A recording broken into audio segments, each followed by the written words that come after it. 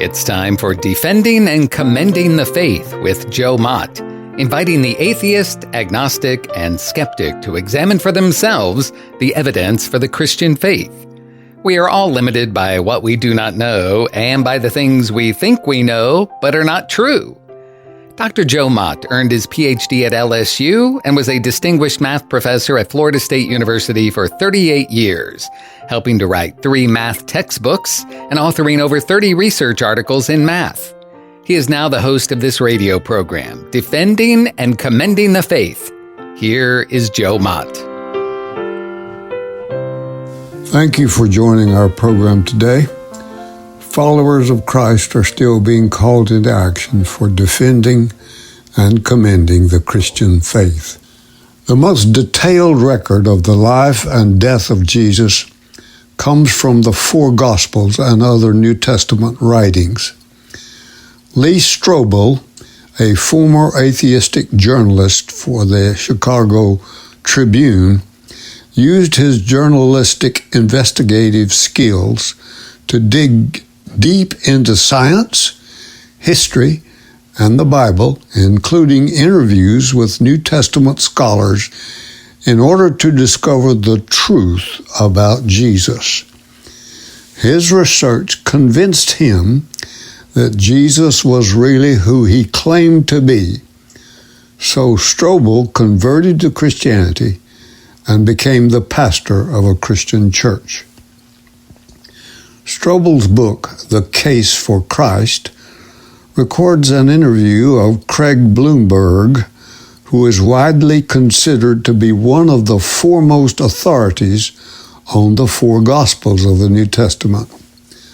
Strobel asked Blomberg, "Is it really possible to be an intelligent, critical thinking person and still believe that the 4 Gospels were written by the people whose names have been attached to them?" Blomberg answered in the affirmative and added, "It's important to acknowledge that, strictly speaking, the Gospels are anonymous, but the uniform testimony of the early church was that Matthew, also known as Levi, the tax collector and one of the 12 disciples, was the author of the first gospel in the New Testament, that John Mark, a companion of Peter, was the author of the gospel we call Mark, and that Luke, known as Paul's beloved physician, wrote both the Gospel of Luke and the Acts of the Apostles. Strobel asked about the author of the Gospel of John. Blomberg responded, "The name of the author isn't in doubt. It's certainly John. The question is whether it was John the Apostle or a different John." You see, the testimony of a Christian writer named Papias, dated about AD 125, refers to John the Apostle and John the Elder, and it's not clear from the context whether he's talking about one person from 2 perspectives or 2 different people. But granted that exception, the rest of the early testimony is unanimous that it was John the Apostle, the son of Zebedee, who wrote the Gospel. Blomberg adds, "If you read the Gospel closely, you can see some indication that it may have been finalized by an editor. But in any event, the Gospel is obviously based on eyewitness material, as are the other 3 Gospels." Strobel asked Blomberg to clarify the essential differences between Matthew, Mark, and Luke, called the Synoptic Gospels, which means to view at the same time, because of the similar outline and interrelationship, and the Gospel of John.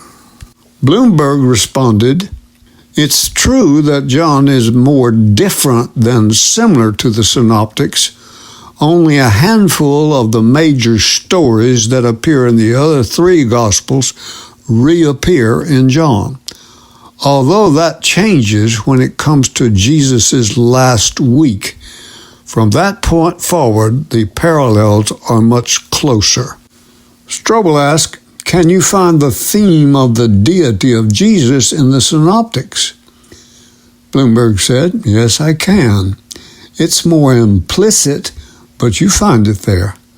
The story of Jesus walking on the water is found in Matthew chapter 14, verses 22 to 33, and Mark chapter 6, verses 45 to 52. Most English translations hide the Greek by quoting Jesus as saying, fear not, it is I.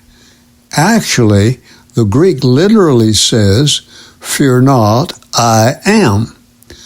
Those last two words are identical to what Jesus said in John chapter 8, verse 58, when he took upon himself the divine name, I am, which is the way God revealed himself to Moses in the burning bush in Exodus chapter 3, verse 14.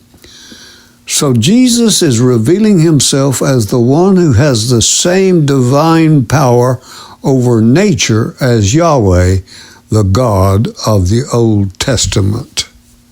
Then the interview turned to the topic of Jesus' favorite self-appellation, Son of Man. Strobel wrote, Karen Armstrong, the former nun who wrote the bestseller, A History of God, said it seems that the term Son of Man simply stressed the weakness and mortality of the human condition. So by using it, Jesus was merely emphasizing that he was a frail human being who would one day suffer and die. At that time, Strobel remarked, if that is true, that doesn't sound like much of a claim to deity. Bloomberg responded, contrary to popular belief, Son of Man does not primarily refer to Jesus' humanity. Instead, it's a direct allusion to Daniel chapter 7, verses 13 to 14. Bloomberg read the passage to Strobel and then said, so look at what Jesus is doing by applying the term Son of Man to himself.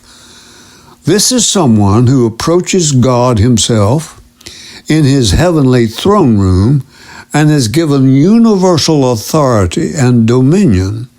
That makes Son of Man a title of great exaltation, not of mere humanity.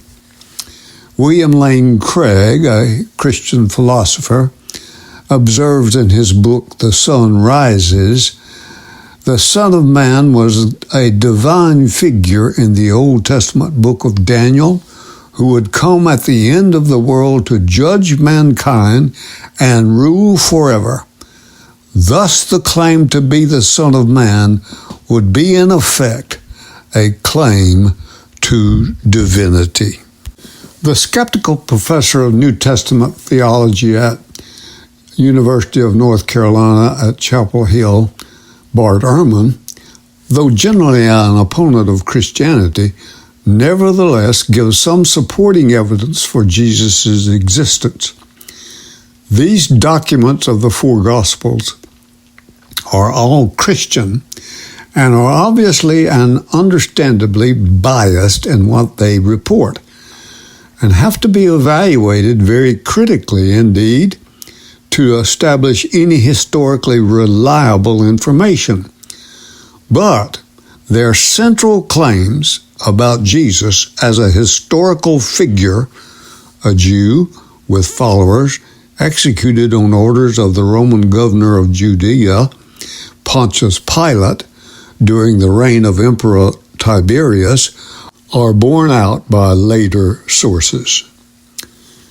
There are many sources outside the New Testament by Jewish and Roman historians and officials that corroborate the claims the New Testament made regarding Jesus, who is called the Christ, Christos in Greek, masiah in Hebrew, transliterated as Messiah, meaning anointed one. First, masiah refers to a person who is anointed with oil, symbolizing the reception of the Holy Spirit, enabling him or her to do an assigned task. Second, in a covenant with David, God says, "When your days are fulfilled and you rest with your fathers, I will set up your seed after you, who will come from your body, and I will establish his kingdom. He shall build a house for my name, and I will establish the throne of his kingdom forever. I will be his father, and he shall be my son.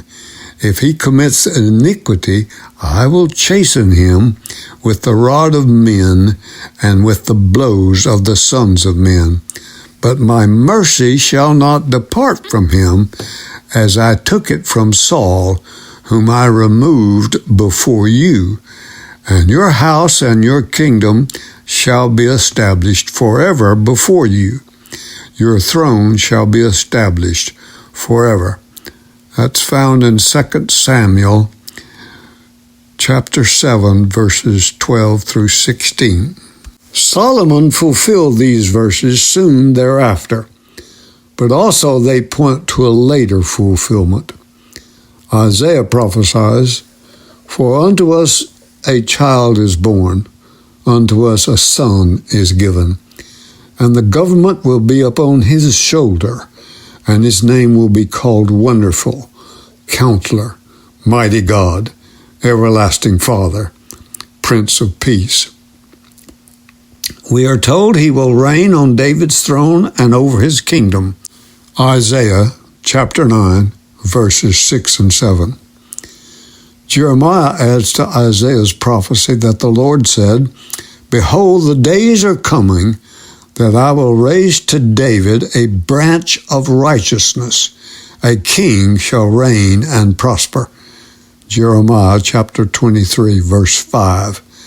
And in chapter 30, verse 9, Jeremiah says, "Israel and Judah shall serve the Lord their God, and David their king, whom I will raise up for them." Isaiah chapter 7, verse 14 identifies him further. "Therefore the Lord himself will give a sign. Behold, the virgin shall conceive with child and bear a son, and will call him Emmanuel," meaning God with us. Matthew chapter 1, verse 1, Luke chapter 1, verse 32, and in Acts chapter 13, verses 22 to 24, acknowledge that these prophecies were fulfilled in Jesus of Nazareth. Norman Geisler and Frank Turek, in their book, "I Don't Have Enough Faith to Be an Atheist," say there are 10 known ancient non-Christian sources who wrote about Jesus. They say non-Christian, and I think I should say non-biblical, because I have doubts about one of their 10 references, and it is easy to find ancient Christian writers who write about Jesus, but their writings are not in the Bible. Geisler and Turek list these sources in the bibliography of the 9th chapter of their book. These references are: first, Thallus was perhaps the earliest non-Christian writer to refer to Jesus. While Thallus's work, A History of the Eastern Mediterranean World from the Trojan War to his own time, circa 52 AD, has been lost, and only fragments of it exist in the citation of others.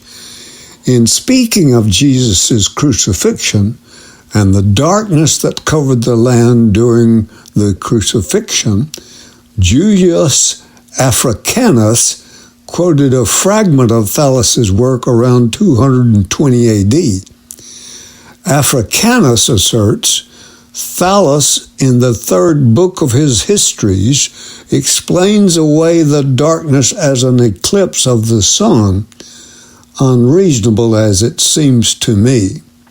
Africanus objected to Thales's rationalization concerning the darkness which fell on the land at the time of the crucifixion, because an eclipse could not have taken place during the time of a full moon, as was the case during the Jewish Passover season. I have no way to ascertain whether Africanus is correct about the full moon at the time of crucifixion. Allow me to close this episode by quoting this comment from Dwayne Sheriff, a pastor of a church in Oklahoma, whose sermons appear on YouTube. Jesus came and did what I could not do, keep the law. Then he went to the cross and paid for what I did do, break the law. Then he was raised on the third day to do what the law could not do, make me righteous and truly holy before a holy God. That's the gospel.